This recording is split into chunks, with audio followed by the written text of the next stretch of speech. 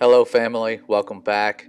I know that most of you are aware of how interconnected the Bible is, especially now when you come back and look at it with new eyes from a different perspective.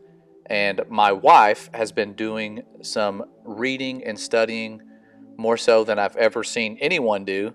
And she found some things that are eye opening in terms of the connections between Elijah and the Messiah.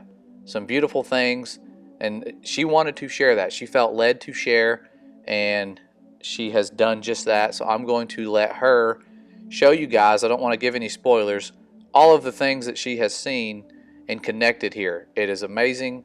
It's beautiful. So I'm going to let her take over. She has recorded this previously. I'm just giving an intro so you wouldn't be wondering why my voice changed all of a sudden. But this is my beautiful wife, and she is way smarter than me, so I'm going to let her do this, and you guys are hopefully going to be blown away like I was. Hello, I want to share with you some stuff that I've been reading and discovering myself, and I feel that I need to pass it on. Some may disagree, and that's okay. I've seen these things and feel it's only right that I share it. First of all, Malachi chapter 4 verse 5, Behold, I am sending you Elijah the prophet before the coming of the great and dreadful day of Jehovah. And he shall turn the heart of the fathers to the sons, and the heart of the sons to their fathers, that I not come and strike the earth with utter destruction. Okay, many have studied this, and many have thought this Elijah was John the Baptist, and there is some reasons why they think that. But some things I've discovered I just want to share, and then you can decide for yourselves in prayer what you feel. In the first chapter of Luke, when John the Baptist, before his conception, and the angel Gabriel came to Zechariah and told him that he was going to be having a son, his name would be John. Then we get down here, Luke chapter 1 verse 17. And he will go out before him in the spirit and power of Elijah, to turn the hearts of fathers to their children, and disobedient ones to the wisdom of the just, to make ready a people having been prepared for the Lord. Okay, we know at the beginning of that verse it says, and he. If you read the beginning of this, it's talking, you'll have a son, you'll name him John. It's talking about John. So we know that he is John, and he will go out before him in the spirit and power of Elijah. So who is that him? I believe, based on what I've been studying, him is the one that was coming in the spirit and power of Elijah to turn the hearts of fathers to their children, and disobedient ones to the wisdom of the just, to make ready a people having been prepared for the Lord. I believe that was Yeshua. So then if we go to Matthew chapter 11, there's a few things in this. First of all, this chapter it begins by saying John is in prison. He sends disciples to Yeshua to say, are you the one coming, or are we to look for another? And answering, Yeshua said to them, going, relate to John what you hear and see. The blind receive sight, the lame walk, the lepers are cleansed, and the deaf hear. The dead are raised, and the poor are given the gospel. And blessed is he whoever shall not be offended in me. Well, I looked up that word offended. That means to stumble or to be snared. Whoever shall not be snared in me, or stumble in me. So just something to think about. As we go down, chapter 11, we know that John the Baptist is in prison, and so Yeshua is telling him these things he's done as proof of who he is. Then we go to verse 12 in chapter 11. It says, but from the days of John the Baptist until now, the kingdom of heaven suffers violence, and the violent seize it. For all the prophets and the law prophesied until John, and if you are willing to receive, He is Elijah, the one about to come. Okay, this is where it gets really interesting, because I looked that up. I thought, the one about to come, what is this talking about? If you can also check it in the other books in Mark, and John the Baptist, he was in prison at this point. When he was in prison, he was going to be beheaded. So his ministry was at an end at this point. That's why it says in verse 12, from the days of John the Baptist until now, John the Baptist has had his ministry. Yeshua is about to start ministering. He's going into Capernaum, which it also talks about in Mark. He has gotten his disciples, and he has been doing things, but he's about to start his ministry with spreading the word, giving the gospel. So, anyway, I thought it was very interesting. It says the one about to come, and you can look that up. One thing I really like to do, I go to BibleHub.com and then go to whatever chapter and verse, go to interlinear, and then click on the Strong's number. Of course, that'll show you. And then also I like to click on the word underneath the Strong's number, and it will show me every place in the Bible that exact same word is used. So that word right there that is used, the one about to come, that means getting ready to come, the one that hasn't come yet but is going to. So this is something about to happen. If John the Baptist was the one that is Elijah, the rest of that sentence is pretty confusing. But if you go on, and of course it says right after that, the one having ears to hear, let him hear. And you go on and read this chapter, he goes right into his ministry, and it's beautiful. I've seen these things, and I know, first of all, Elijah came. During that time, Ahab was married to Jezebel. Jezebel was a priestess of Baal, and all of Israel was following Baal, following false gods. Elijah was protected by Father. He was sent for a message. The things that he did, well, he was sent to tell them to follow the one true God. That was his message. That's what he did. The waters were divided. He controlled the waters. We think about Yeshua. He controlled the storm and the waters of the sea when they were raging when he was in the boat. He went to a widow's house during the famine, because there was a drought during Elijah's time, which he said there would be no rain until, I believe it was 3.5 years.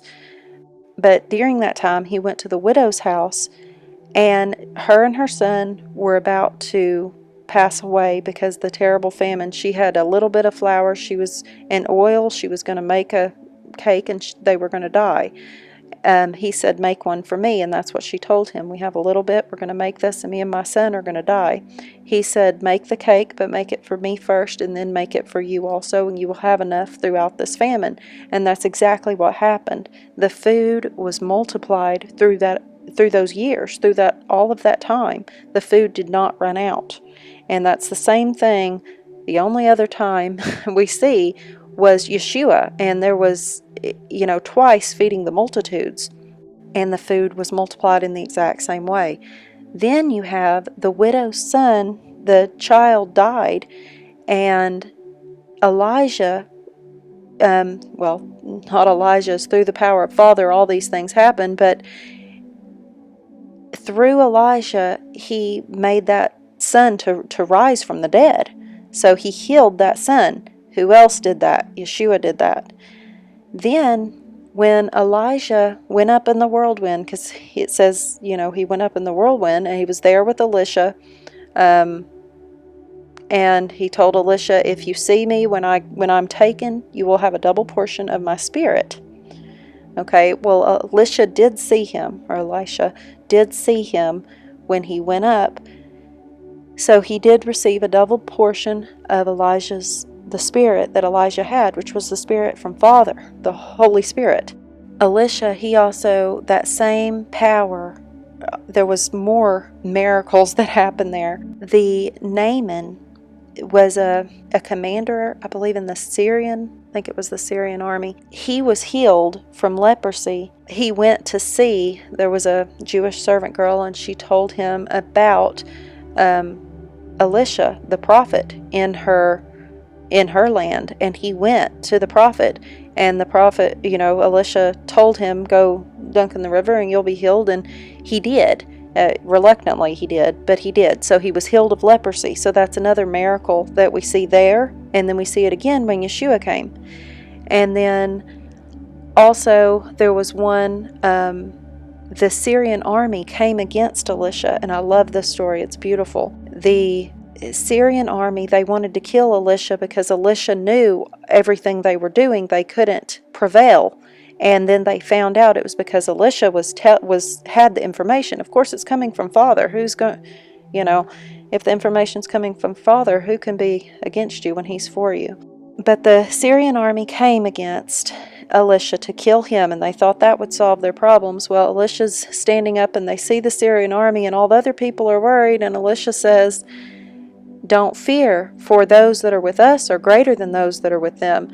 And then he prayed that their eyes would be open, that they could see Father's army. And they did. And there was tons of angels that they were surrounding the Syrian army. So then when Elisha prayed to strike them with blindness, the Syrians with blindness, they were struck with blindness. The angel struck them with blindness, and then he led the Syrian army to the king, and then he prayed again that their eyes would be opened and they would see, and that's exactly what happened. Their eyes were opened then, and they were able to see, and then they thought they would be killed, but he showed mercy, and they made a feast for them and then sent them on their way. So it's a really beautiful story. But anyway, my point of this is they were struck with blindness. They were able to see again. So that's just another example. Who can cause the blind to see? Father. And I think it's a beautiful thing. I know many people, they have many ideas about Yeshua and who he is and what that means. And I don't want to take away anything from my Creator and my Father. He has a purpose and he has a plan. And, I do believe he set Yeshua to bring the hearts of the sons to the fathers and the fathers to the sons. In the end, we have one Father, and that's actually exactly what Yeshua said. He said, call no one Father but my Father in heaven. And he said he is our teacher. And I think it's beautiful, his whole ministry and putting all that together. So you can judge for yourself through prayer, but I really thought it's beautiful seeing all this collectively together. And I feel like many people make many things out of this, but John the Baptist, I think, I didn't know him personally, but I'm sure he was a wonderful man, and I know he spoke the word, preparing people. Yeshua was coming. He was the one crying out in the wilderness. That's who John the Baptist was, and that's what he said. And also mentioning that, John the Baptist, I'm reading from chapter 1 of John. He says, the Pharisees were questioning John the Baptist, and this is the witness of John when the Jews sent priests and Levites from Jerusalem that they might ask him, who are you? And he acknowledged and did not deny. Yea, he acknowledged, I am not the Christ, or the anointed. And they asked him, what then? Are you Elijah? And he said, I am not. Are you the prophet? And he answered, no. Then they said to him, who are you? That we may give the answer to those who sent us. What do you say about yourself? He said, I am a voice crying in the wilderness, make the way of the Lord straight, as Isaiah the prophet said. I think that pretty much sums it up right there. I've had people tell me that, he was lying because he had to, because he would get in trouble. You can judge for yourself what you believe there, what you think. I personally don't see he was lying. I do believe it's all a beautiful plan. It's Father's plan. And you can see more and more the things that are going on and have went on, how he's calling his children. He's pulling them out from everywhere. He's calling them. He's calling to our hearts. And seek and ye shall find. I wish you all the best, and thanks for letting me share.